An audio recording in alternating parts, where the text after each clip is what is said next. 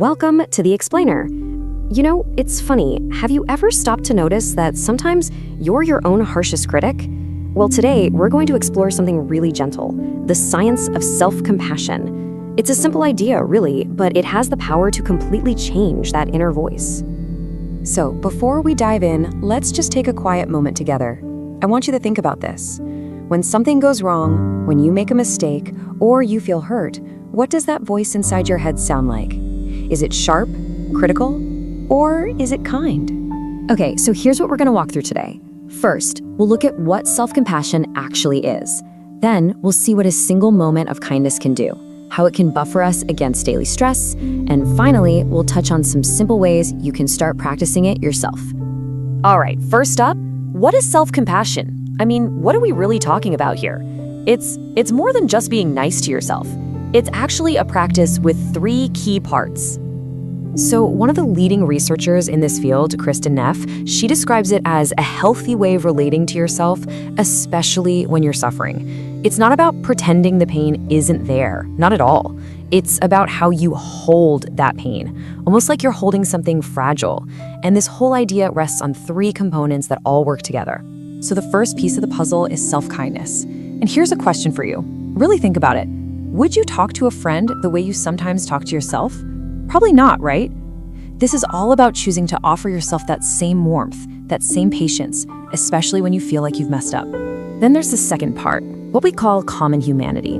This is this really beautiful realization that, being imperfect, making mistakes, feeling pain, that's just part of being human. It's something we all share. So your struggles, they don't separate you from others. They actually connect you.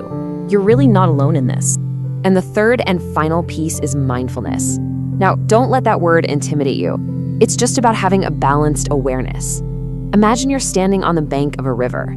Your difficult thoughts and feelings are just flowing by, and you can watch them without having to jump into the water and get carried away by them. You see the pain, you acknowledge it, but you don't let it become everything. Okay, so those are the 3 ingredients. But you might be wondering, does this stuff actually make a difference, like in the real world? Well, the science says a clear yes, and it's pretty fascinating how it works. So, there was this recent study, from 2023 actually, that looked at exactly this. For a whole week, researchers used smartphones to check in on people throughout their day, asking them how they were feeling and how self-compassionate they were being in that exact moment. And what they found was really powerful.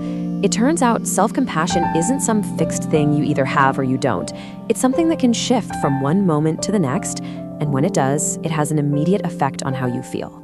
And you can really see it here.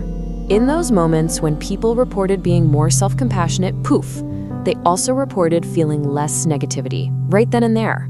It's because in that instant, they were choosing kindness, they were choosing connection, they were choosing balance. It just goes to show, one small moment of kindness to yourself can really shift things. But it's not just about our general mood. The effect goes even deeper. Self-compassion can actually change how we react to all those little daily hassles, the things life just throws our way.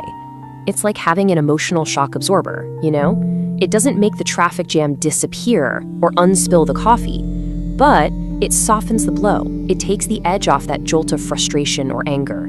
And the study showed this so clearly. When people hit one of those daily bumps in the road, the ones who met it with a bit of self-compassion, they just didn't get that same big spike in negative feelings. It's like they had a little shield protecting them from the full emotional impact. And this, to me, is the best part.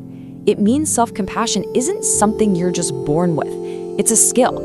It's like a muscle that you can train and strengthen over time. And the benefits are right there for us, anytime we just choose to be a little kinder to ourselves. So, we know it works. We know it can act like a shield. The next question is, how do we actually do it? Let's talk about some really simple ways you can start, like today.